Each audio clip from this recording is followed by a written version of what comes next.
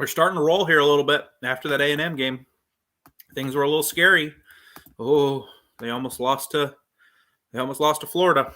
They did lose to A&M. And then they just rolled through Mississippi State. They rolled Tennessee. And I keep hating this phrase, but we've talked about this. Nick Saban's been there since 2007. 08, 09, 15, 18, 20. 5 times. If I'm missing one, let me know. He's gotten through the season undefeated. 5 times. They lose game. Now, usually it's only one game. How many times have they lost multiple games in the regular season? 10, 19. I think that's it. They lose. More often than not, they lose one game. They won national titles in 2011 with a loss, 12 with a loss, 15 with a loss, 17 with a loss. They lose games. It's okay. You can't be completely invincible. But the key is how you bounce back for the Crimson Tide. And last week and today, they bounced back pretty strong.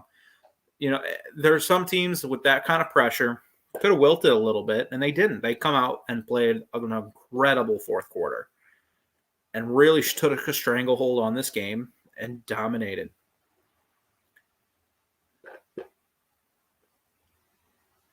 But what do you guys think? What are your concerns? If you're an Alabama fan or an SEC fan, we can move on and talk full SEC. What are your concerns about this Crimson Tide team? Do you have any?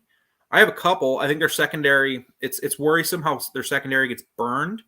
Again, against Tennessee, that's okay because if they take 8 or 9 shots downfield and get 2 cheap ones, okay, you live with it. But even against some of the weaker teams they played, they were giving up some chunk plays. UCM. Mercer got a couple big chunk plays at the end. Matt Corral hit on some plays. Florida was hitting on play. Like the Alabama secondary is a little concerning to me, as is the run game, how inconsistent it can be, because they don't have that dominant feature back. That you're like, that when they give them the ball, defenses just go, oh, for God's sakes, not this 220-pound beast.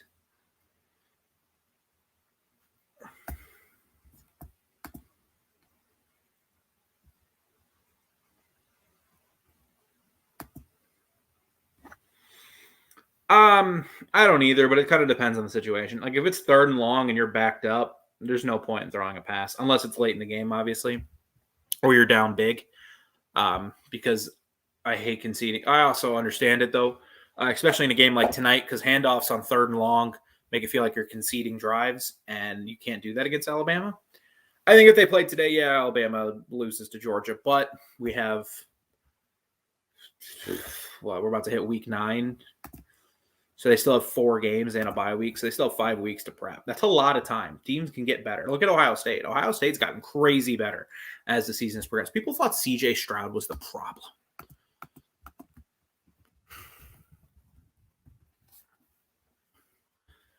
They really did. And that's another guy. I did mention him for the Heisman. He has been awesome as well. 21, 28, 266, 4 touchdowns tonight. Yeah. He's been pretty good. But that's a team that also just keeps getting better. So teams can improve. But yeah, I'd agree. I think they would lose in Atlanta. If they played October 24th, I agree with you. I think they'd lose. But they don't play October 24th. They play December, whatever. It doesn't matter. And we'll cross that bridge when we get there. And we'll have a pregame show, and I plan on doing a pregame thing for that. But we'll see. Alabama wins 52-24.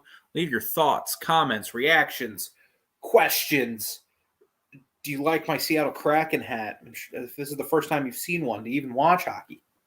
What are the Braves doing? Are you a Braves fan? Are you excited about them going to the World Series? Anything. Leave your thoughts. Keep it out. Keep it SEC football, guys. I don't actually care about baseball that much.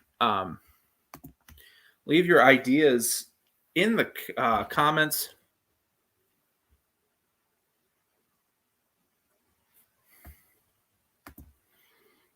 Tennessee's just 3-star players, and they played good. Yeah, they played all right. I agree. Beat Georgia, the Bulldogs with the national championship. I tend to agree with you, and I think I've made that clear. I agree with you, but we do have 5 weeks, and teams can get better in 5 weeks. We'll see what Alabama. Bye weeks are huge for college football teams, and they've kind of been through. Alabama's kind of been through the ringer. They've played a lot of tough games against rivals, physical SEC games, and they get a bye now, and then they'll play LSU, which who knows what LSU will look like in 2 weeks. They get another rest-up game against, New Mexico? Yeah. They get Arkansas, and then they'll get another tough one against Auburn. But they got time. Georgia also has a pretty easy schedule, so these teams should be, barring injury, pretty good to go for that game.